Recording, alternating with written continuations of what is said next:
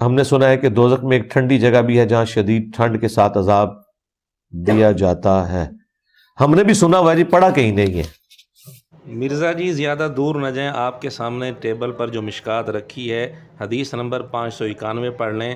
بالخصوص اس کی آخری سطر میں لکھا ہے کہ وہ اس کی ٹھنڈک کی وجہ سے ہے، جس سے معلوم ہوتا ہے کہ جہنم کے اندر ٹھنڈک بھی ہے. عموماً تو اس میں گرمی کا عذاب ہے لیکن ٹھنڈک کا عذاب بھی ہے. اور مشکات کی یہ روایت بخاری مسلم کے اندر بھی موجود ہے، یعنی مرزے کے سامنے ٹیبل پر رکھی ہوئی تینوں کتابوں میں یہ روایت موجود ہے. لہذا وہ علماء بھی گدھوں کی مانند ہیں کہ جنہوں نے شوکیس پہ روب ڈالنے کے لیے صرف پڑھی ہوئی ہیں کتابیں، پڑھی ہوئی نہیں ہیں.